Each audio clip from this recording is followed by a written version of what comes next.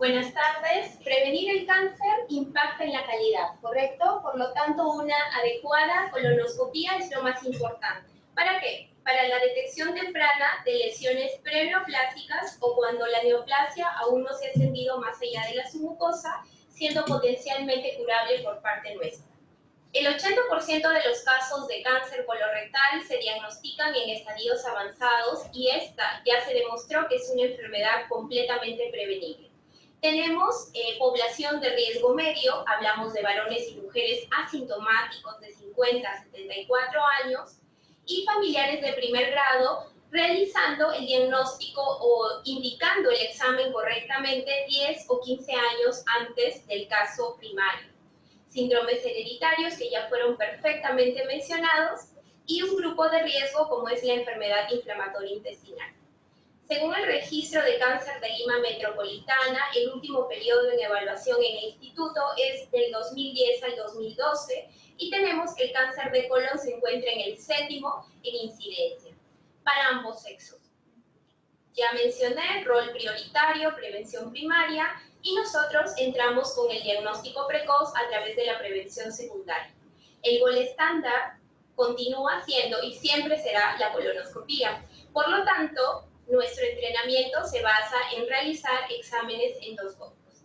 Pero aquí el mensaje de gran importancia es que nosotros también tenemos que saber que contamos con otro tipo de herramientas diagnósticas que nos permiten identificar lesiones precursoras.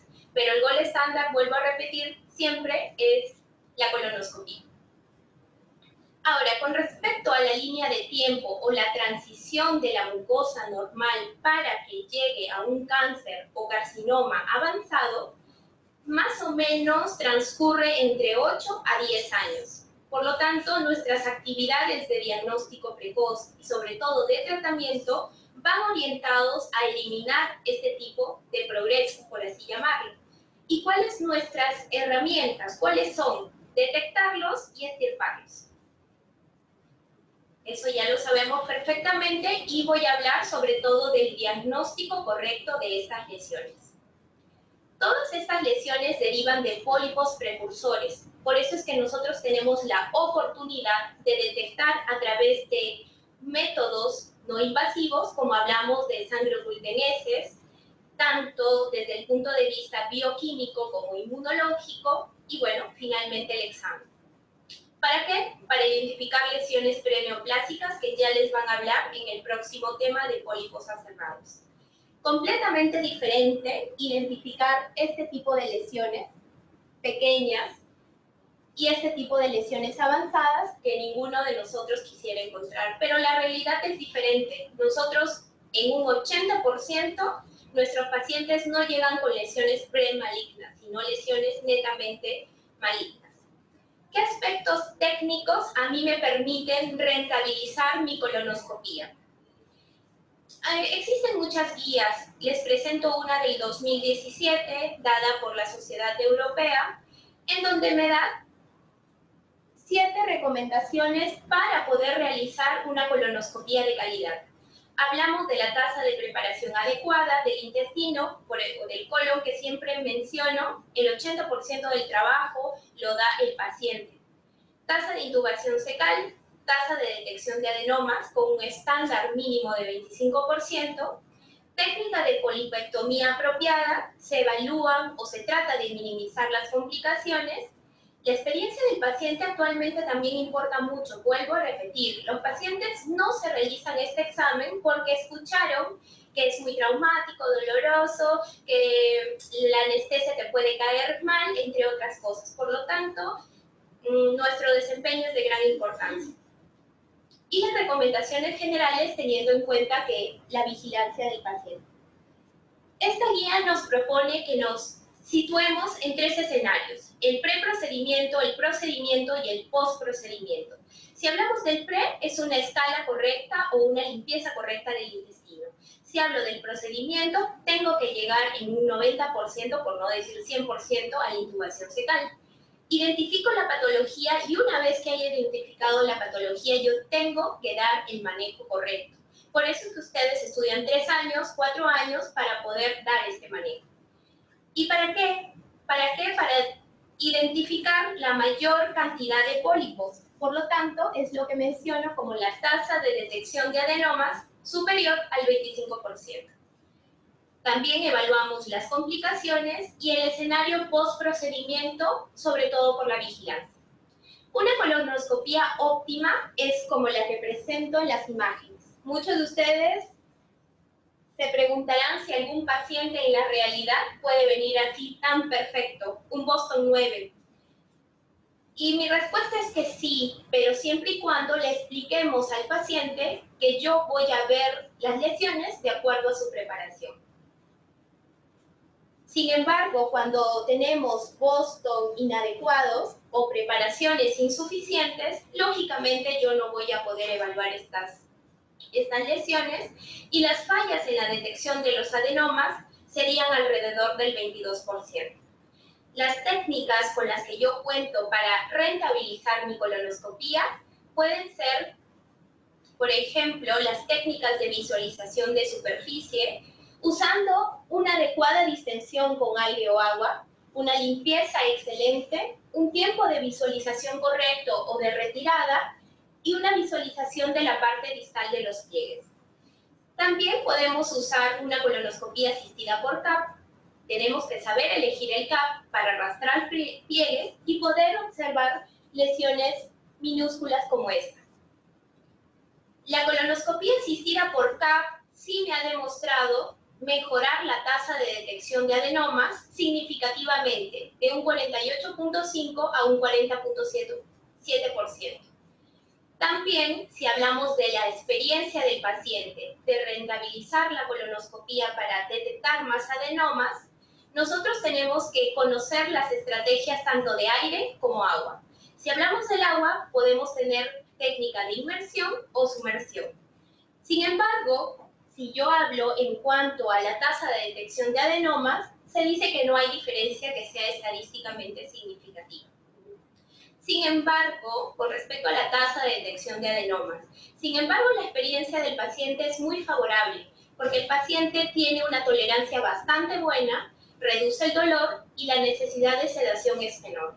También dentro de las estrategias podemos usar los cambios de posición, en el cual es un método simple, eficaz, durante la retirada del colon, con una medida sobre todo para detectar mayor tasa de adenomas.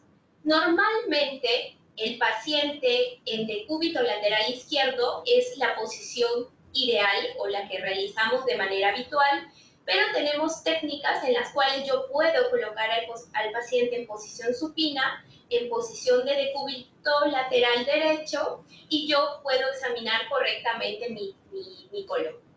Si hablo del colon derecho, sí se ha demostrado que la posición en decúbito lateral izquierdo mejora significativamente la detección de pólipos, a diferencia de la flexura esplénica o del colon izquierdo, por así llamarlo, donde el cambio de posición al decúbito lateral derecho no mejoró la tasa de detección de adenomas. Siendo en conclusión que el examen del lado derecho del colon en la posición habitual, que es lateral izquierdo, se incrementa la tasa de detección de adenomas, a diferencia del examen del colon izquierdo, que no mejoró. Con respecto a la caracterización de lesiones, en dos charlas más va a haber la discusión de casos clínicos y es allí donde ustedes necesitan esta caracterización correcta. ¿Por qué caracterizamos estas lesiones? Nosotros podemos estadiar al pólipo y ver si es que este pólipo es potencialmente resecable. ¿Para qué me sirve? Para determinar si ya tiene riesgo de invasión o no. Por lo tanto, nosotros debemos recordar que nuestro primer abordaje es con una colonoscopía óptima, 100% de calidad, con luz blanca. Una vez que haya realizado estudio con luz blanca, yo puedo aplicar endoscopía de avanzada, me refiero a tinción con tintes vegetales, así como óptica. También puedo aplicar técnicas que evalúan la alteración de la microestructura, tanto vascular como glandular, aplicando endoscopía de avanzada, vuelvo a repetir. En el estadiaje endoscópico, el papel primordial es predecir el riesgo de invasión submucosa. y sobre todo el riesgo asociado de metástasis nodales. Por lo tanto, en el 2015, ISANO propuso los 3 pasos para el manejo de lesiones colorectales, en las cuales el primer paso, si ustedes observan, un ojito, nos sirve para identificar las lesiones y sobre todo para clasificarlas macroscópicamente. ¿Cómo lo hago? A través de la clasificación de Paris. Sin embargo, yo tengo que recordar que mi primer abordaje va a ser con luz blanca y puede ser con endoscopía convencional o estándar o con HD. Y es por eso que menciono este estudio, porque el rendimiento en detección de pólipos con una colonoscopía de HD o de alta definición no mejora la detección de adenomas de alto riesgo. Y como definición de adenomas de alto riesgo, me refiero a los pólipos que son mayores de 10 milímetros y que tienen superficie vellosa. La clasificación de Paris todos lo conocemos, ¿correcto? Es la clasificación macroscópica que me permite identificar adecuadamente mis lesiones polipoideas superficialmente elevadas o deprimidas. Sin embargo, aquí en el lado derecho, ustedes pueden ver que el grupo de las lesiones superficialmente elevadas o deprimidas tienen un alto componente de invasión submucosa. Por lo tanto, debemos aplicar el segundo y tercer paso de lo que nos refiere SANO. También es importante medir su pinza. Recuerden que muchos de los errores en el diagnóstico incluyen en la caracterización endoscópica y morfología. A veces tenemos dificultades, por lo tanto debemos entrenarnos en medir correctamente las lesiones. Si me refiero a la cromoendoscopía de avanzada, tengo que hablar la cromoendoscopía de tinción, teniendo en cuenta los tintes vegetales, tanto absortivos como de contraste. Si ustedes ven esta lesión, ojalá que la puedan ver, es una lesión deprimida. Sin embargo, a la luz blanca podemos mencionar que puede medir aproximadamente 3 milímetros, 4 milímetros. Sin embargo, al aplicar índigo carmín, yo puedo delimitar correctamente la misma lesión, siendo esta una lesión 0,12 de aproximadamente 7 milímetros. En la siguiente imagen ven, puedo decir, 2 lesiones polipoideas superficiales. Sin embargo, al aplicar índigo carmín, nos damos cuenta que es una lesión mayor, ¿correcto? Entonces, cuando yo identifico una lesión de riesgo, yo tengo que pasar al siguiente nivel con una cromoendoscopía o lo que conocemos como una endoscopía de avanzada. Bien, nos encontramos en este punto, donde sobre todo si ustedes ven en el segundo paso, podemos identificar que la cromoendoscopía se puede basar en clasificaciones que lo van a mencionar los residentes a continuación. Me refiero al NBI, en este caso a la clasificación de NICE, a la clasificación sobre todo de capillar pattern y también al CUDO, ¿correcto? Cada una de estas clasificaciones se deberán aplicar, sobre todo, de acuerdo a la tecnología con la que el médico residente cuente en su hospital. ¿Debo hacer una cromoendoscopía a todos los pacientes? La respuesta es no. Solamente se realiza cromoendoscopía a lesiones target identificadas con luz blanca o a pacientes con alto riesgo de ir a cáncer de colon. Me refiero a la enfermedad inflamatoria intestinal. ¿Por qué debemos aplicar cromoendoscopía en enfermedad inflamatoria intestinal? Porque ha demostrado que mejora la detección de displasias en un 27% y 44% con pólipos ya con algún grado de displasia. ¿Cómo estadio? ¿Cómo sé si un pólipo puede ser resecable desde el punto de vista endoscópico?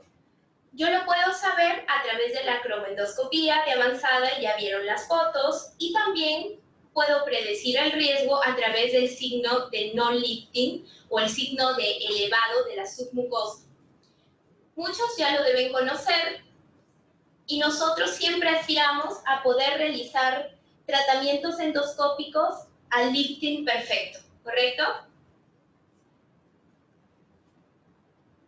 Con respecto, ya para terminar, quiero que recuerden este algoritmo, ya que podemos darnos cuenta que de acuerdo a la clasificación macroscópica yo definiré mi tratamiento. Por lo tanto, si es una lesión menor a 5 milímetros, yo puedo resecarlo con una pinza tipo forceps.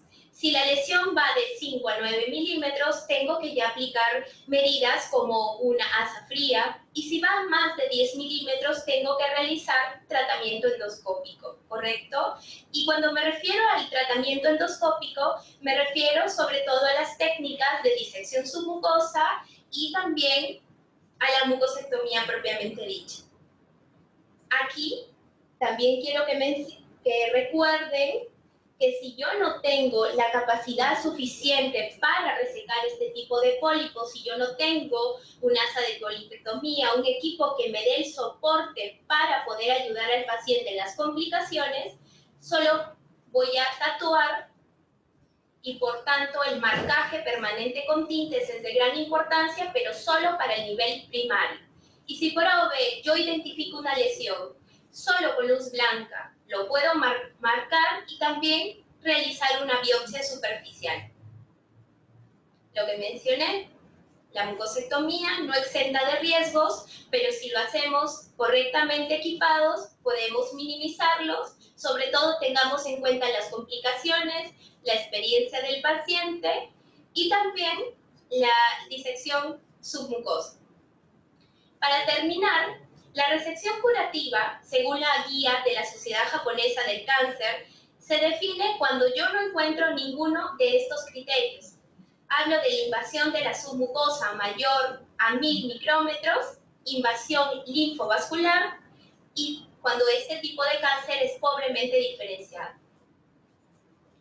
En el instituto buscamos encontrar más lesiones preneoplásicas que puedan ser detectadas a tiempo y que podamos aplicar técnicas, sobre todo de prevención secundaria.